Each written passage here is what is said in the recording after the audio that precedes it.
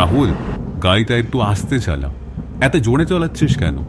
এই ঝড় বাদলের রাতে কিছু একটা অঘটন না ঘটালেই নয় তোর।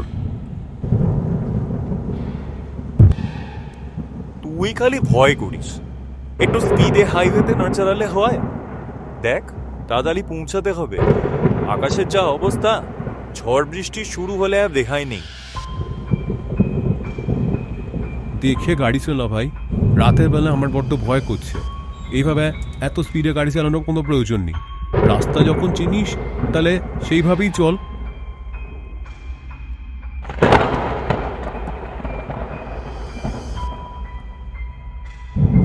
রাস্তা চিনি মানে ওই 2-3 বছর আগে একবার এসছিলাম, বুঝলি।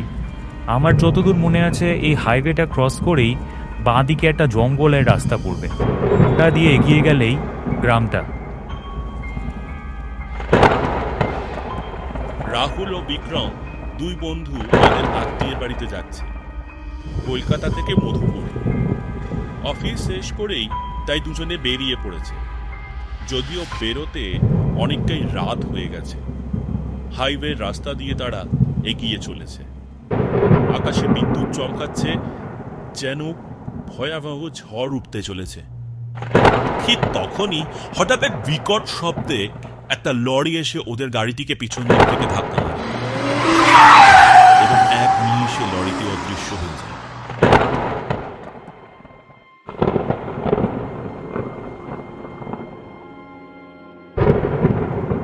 বেশ কিছুক্ষণ পর ওদের হুঁশ ফিরল। গাড়ি থেকে নেমে ওরা গাড়ির পিছন দিকটা দেখলো একেবারে তুবড়ে শেষ হয়ে গেছে, প্রচুর ক্ষয়ক্ষতি হয়েছে। ওদের কপাল ফেটে রক্ত বেরোচ্ছে। দুজনে কিছুক্ষণ ধাতস্থ হওয়ার পর হাঁটতে শুরু করল।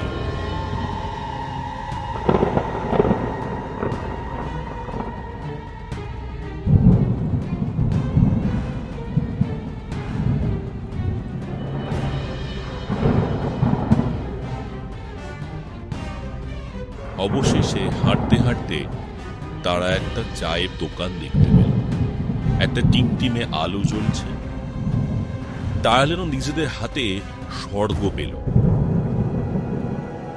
চায়ের দোকানের কাছে গিয়ে তারা দেখলো এক বৃদ্ধ চা বানাচ্ছে। তবে প্রশ্ন, এত রাত্রে এমন এক জায়গায় তিনি কার জন্য চা বানাচ্ছে? লোকজন কেউ নেই, কিন্তু তাদের শরীরের আঘাত এতটাই তীব্র ছিল এবং হাঁটার কারণে ক্লান্তি এতটাই গ্রাস করেছিল যে তাদের বলার উপায় কিছু ছিল না। দোকানের ভিতরে ঢুকে বসার জায়গায় দুজনে শুধু বসে পড়ল। বাইরের ঝড় বৃষ্টি তীব্র থেকে তীব্রতর হয়ে উঠল। দোকানে বৃদ্ধ এক মনে চা বানিয়ে যাচ্ছে। তাদের দিকে তাকিয়ে বৃদ্ধ বলে উঠল, এত রাতে বাবুরা কোথা থেকে এলেন? আর এই অবস্থাই বা কি করে হলো? আমরা কলকাতা থেকে আসছি। কাছেই আমাদের গাড়িটা অ্যাক্সিডেন্ট হয়েছে। গাড়িটা আর সরিয়ে নেওয়া যাবে না সকাল না হওয়া পর্যন্ত। আমাদেরও ভালো রকমই চোট লেগেছে, তাই ভাবছি রাতটা আপনার এখানে যদি কাটিয়ে দিতে পারি তো ভালো হতো। আশেপাশে তেমন কিছু আর পেলাম না। ঠিক আছে, বসুন, একটু আরাম করুন। আমি বরং আপনাদেরকে এক গ্লাস জল দিই। হ্যাঁ, প্রথমে একটু জল দিন, তারপরে 2 কাপ গরম চা দেবেন। মাথাটা বড় ঝিনঝিন করছে। হ্যাঁ, চা আমার তৈরি করাই আছে। আপনাদের তো ভালো রকমই চোট লেগেছে, মাথা ফেটে গল গল করে রক্ত পড়ছে। আপনারা ঠিক আছেন তো? আসলে এই লোকালয়ে আশেপাশে কোনো হাসপাতাল নেই যে আপনাকে নিয়ে যাব। কিন্তু এত রাত্রে যখন কোনো লোক আসার সম্ভাবনা নেই, আপনি দোকানে কার জন্য চা বানাচ্ছিলেন? এখন কি কোনো খদ্দের আসে? ওই আর কি, রাতে খোলা রাখি আপনাদের মতো মানুষদের জন্য। অনেকেই আসে এমন বিপদে পড়ে সাহায্য চাইতে। তা ভালোই করেন। এই যেমন আমরা বিপদে পড়েছি, আপনি না থাকলে বা এই চায়ের দোকানটা না থাকলে বেশি দূর হাঁটা আমাদের পক্ষে আর সম্ভব হতো না। কি যে অদৃষ্টে আছে কে জানে।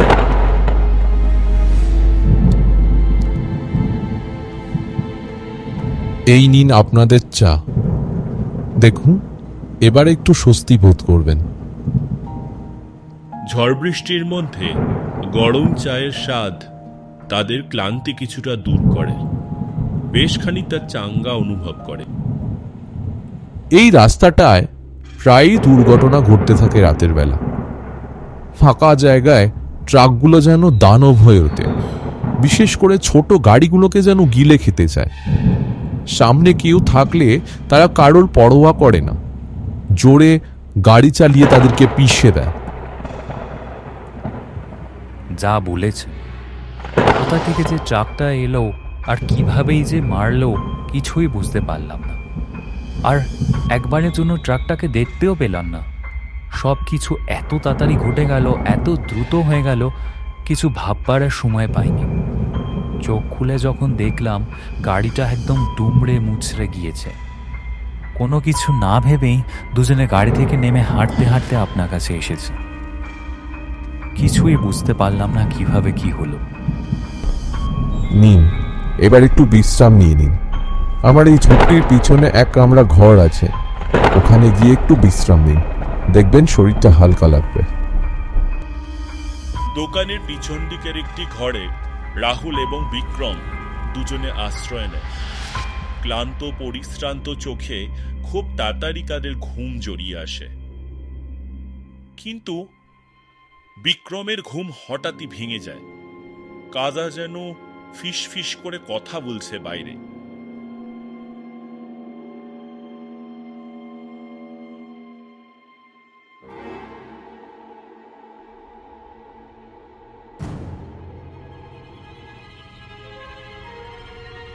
রাহুল আর বিক্রম দেখতে পায় বাইরে বৃষ্টি একদম থেমে গিয়েছে, ভোর হবে হবে করছে। কিন্তু কিন্তু দুজন লোক সেখানে বসে আছে যাদের মাথা থেকে একইভাবে রক্ত ঝরে পড়ছে। তবে কি তাদেরও অ্যাক্সিডেন্ট হয়েছে? তারাও কি আশ্রয় খুঁজে এই বৃদ্ধ লোকটির কাছে এসেছে? রাহুল দেখ, এত রাতে আবার কিছু করতে এসেছে। তাদেরও মাথায় আঘাতের চিহ্ন। তবে কি তাদেরও কোথাও অ্যাক্সিডেন্ট হয়েছে? কি বলিস? হবে হয়তো, তবে কেমন জানি অদ্ভুত তাদের দৃষ্টি, কেমন যেন একটা ভয় ভয় লাগছে। কি বলিস? তাদের কথা শুনে বৃদ্ধ চাওয়ালাটা তাদের দিকে মুখ ফেরায়। যা দেখে রাহুল আর বিক্রম দুজনেই স্তম্ভিত হয়ে যায়। বৃদ্ধের মাথা ফেটে গল গল করে রক্ত বেরোচ্ছে, তার চোখ নাক মুখ রক্তে ভেসে যাচ্ছে। তারা বুঝতে পারে কিছু একটা ঘটে গিয়েছে তাদের সাথে। তারা কিছু না বলেই দোকান থেকে বেরিয়ে ছুটতে থাকে পাগলের মতো।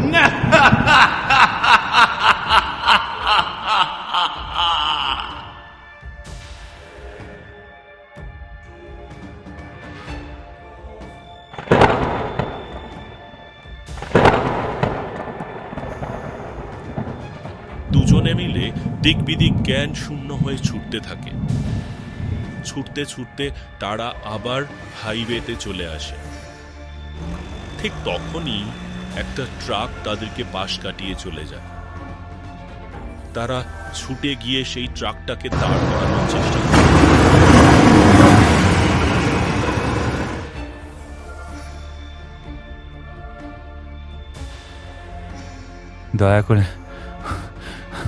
দয়া করে আমাদেরকে বাঁচান। আমরা বড় বিপদের মধ্যে পড়েছি। মনে হচ্ছে কিছু অলৌকিক ঘটে গেছে আমাদের সাথে। আমাদেরকে বাঁচান, প্লিজ আমাদেরকে বাঁচান। এই এই হাইওয়েতেই আমাদের গাড়ি অ্যাক্সিডেন্ট করেছে। তারপর এই রাতটার জন্য আমরা একটা চায়ের দোকানে আশ্রয় নিই, কিন্তু দেখি চায়ের দোকানের প্রায় সবারই কপাল ফেটে রক্ত পড়েছে। বুঝতে পারছি না কিভাবে কি ঘটছে আমাদের সাথে। আমাদেরকে প্লিজ এখান থেকে নিয়ে যাওয়ার ব্যবস্থা করুন। কোনো রকম কোনো কিছুই আমরা পাচ্ছি না, দয়া করে আমাদেরকে বাঁচান। বুঝতেই পাচ্ছি এই অভিশপ্ত রাতে আপনারা দিশেহারা হয়ে পড়েছেন। কোথায় যাবেন বুঝতে পারছেন না, তাই তো? কেউ সাহায্যের জন্য এগিয়ে আসছে না। রাতে রাস্তাতে এমনই হয়। চলুন, তবে আমার সাথে চলুন। আপনাদেরকে আমি সঠিক জায়গায় সঠিক সময়ে পৌঁছে দেব। কি বলেন? অন্ধকারে নিচ থেকে প্রায় কিছুই ভালোভাবে দেখতে পাচ্ছিল না তারা, কিন্তু ট্রাক ড্রাইভারের কথাগুলো তাদের কানে গিয়ে বিঁধল। বুকের ভিতরটা যেন রাহুলের ছ্যাঁত করে উঠল। চেষ্টা করলো ভালোভাবে ড্রাইভারের মুখটা দেখতে। তারপর তারা যা দেখলো, তারা ভাবতে পারছে না যে তারা স্বপ্ন দেখছে নাকি সত্যি তাদের সাথে কিছু ঘটছে। মুখ ফেরাতেই ট্রাক ড্রাইভারের চোখ, নাক, মুখ, কপাল ফেটে যে রক্ত গলগলিয়ে পড়ছে তা তারা দেখতে পেল। যেন এই সবে মাত্র তার একটা বড় অ্যাক্সিডেন্ট ঘটে গেছে। অপেক্ষা করছেন কিসের জন্য? যাবেন না? তাড়াতাড়ি ভিতরে আসুন। আপনাদেরকে আপনাদের গন্তব্যে পৌঁছে দেওয়ার দায়িত্ব আমার। কি বলেন?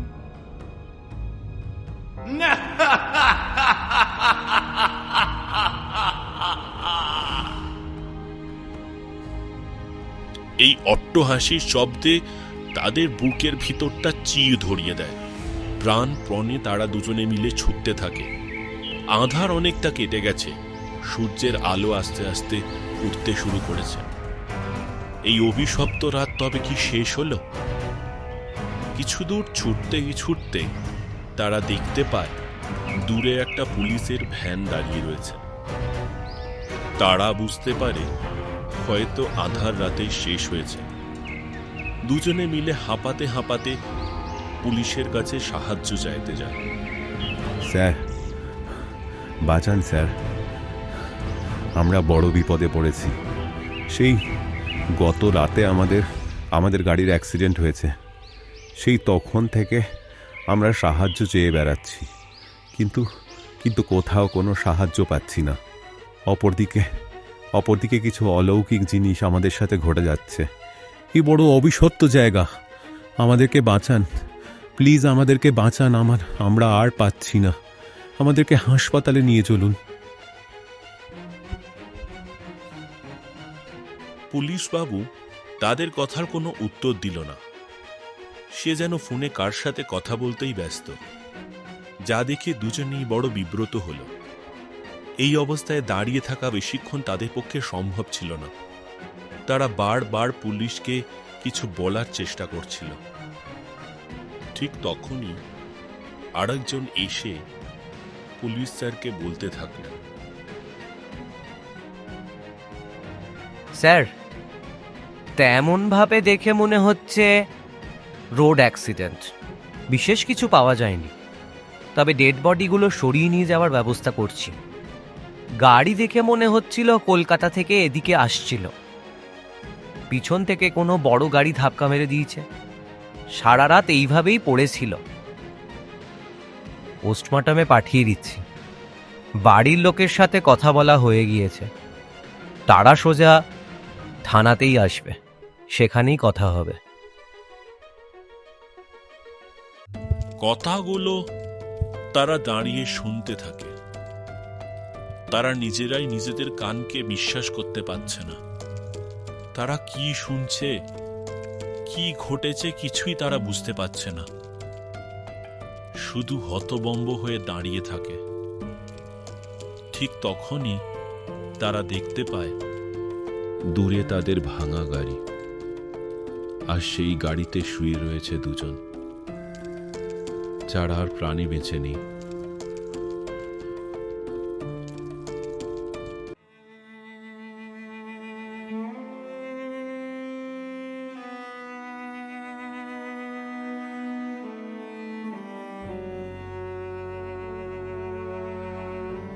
তবে স্যার, একটা জিনিস বড্ড খটকা লাগছে।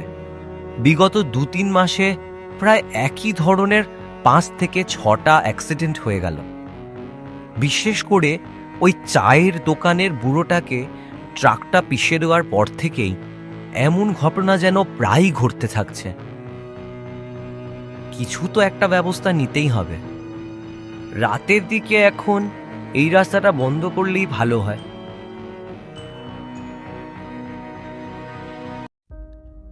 রাহুল আর বিক্রম পুরো বিষয়টা বুঝতে পারে, তবে পিছন ফিরে তাকিয়ে দেখে সেই বৃদ্ধ চাওয়ালা, ট্রাক ড্রাইভার দুজনে একসাথে দাঁড়িয়ে তাদের দিকে তাকিয়ে আছে।